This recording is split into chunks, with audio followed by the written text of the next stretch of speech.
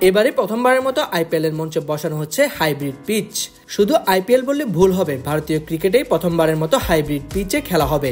হয়তো আসন্ন টি-20 বিশ্বকাপকে ঘিরে ভারত ক্রিকেট বোর্ডের এমন উদ্যোগ। তবে দুঃখের সংবাদ হচ্ছে, যতদিন এই পিচ বসবে তার আগেই আইপিএল এর ফর্মে তুঙ্গে থাকা মুস্তাফিজুর রহমান দেশে ফিরবেন। হাইব্রিড পিচে তাই খেলার অভিজ্ঞতা হচ্ছে না কাটার মাস্টার মুস্তাফিজের। ধর্মশালায় দুটি হোম ম্যাচ খেলবে পাঞ্জাব কিংস। বিসিসিআই স্বীকৃত এই ভেন্যুতে নতুন করে হাইব্রিড পিচ পাতা হচ্ছে। এই পিচে এবারে আইপিএল এর দুটি ম্যাচ খেলা হবে, তবে লিগ পর্যায়ে দুটি ম্যাচ খেলা হবে এবার। আগামী 5 মে চেন্নাই সুপার কিংস ও 9 মে রয়্যাল চ্যালেঞ্জার্স ব্যাঙ্গালোরের বিরুদ্ধে খেলবে তারা। সে দুটি ম্যাচই হবে এই নতুন হাইব্রিড পিচে। তবে 5 মে চেন্নাইয়ে সে ম্যাচ মিস করবেন মুস্তাফিজ। বাংলাদেশি এই বাহাতি পেসার এনসিওর মেয়াদ আছে 1 মে পর্যন্ত।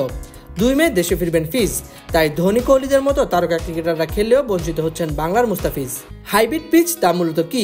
ব্যাটসম্যান বা বোলার কারা এই পিচে বেশি উপকৃত হন, চলুন জেনে নেওয়া যাক। মূলত প্রাকৃতিক ঘাস ও কৃত্রিম টার্ফের সমন্বয়ে তৈরি করা হয় হাইব্রিড পিচ। এই পিচের উপরিভাগে রয়েছে হালকা পরিমাণে পলিমার ফাইবার। এর ফলে এই ধরনের পিচে একাধিক খেলা হয়ে যাওয়ার পরেও পিচের পারফরমেন্স খুব একটা এদিক সেদিক হয় না। এই পিচে মাত্র 5% পলিমার ব্যবহার করা হয়েছে, যাতে এর প্রাকৃতিক গুণ বজায় রাখা যায়। আর এই ধরনের পিচে ব্যাটসম্যান ও বোলার দুই বিভাগই সুবিধা পেয়ে থাকে। তাই এই পিচে খেলতে ভালোবাসেন ক্রিকেটাররা। ভারতীয় গণমাধ্যমের সূত্রে জানা যায়, নেদারল্যান্ডসের সিজ গ্রাস নামের একটি সংস্থা পিচ তৈরি করেছে। কোম্পানির তরফ থেকে জানানো হয়েছে এই পিচ খেলাকে বদলে দিবে, কারণ এই পিচ অত্যন্ত হাই পারফরমেন্স পিচ। এদিকে আগামী দিনেও আরো অনেক মাঠে এই পিচ বসানো হবে বলে দাবি করছে হিমাচল প্রদেশ ক্রিকেট বোর্ড। ইতিমধ্যে আহমেদাবাদ ও মুম্বাই যোগাযোগ করেছে পিচ প্রস্তুতকারক সংস্থার সঙ্গে। তারাও এই প্রযুক্তি ব্যবহার করতে আগ্রহী।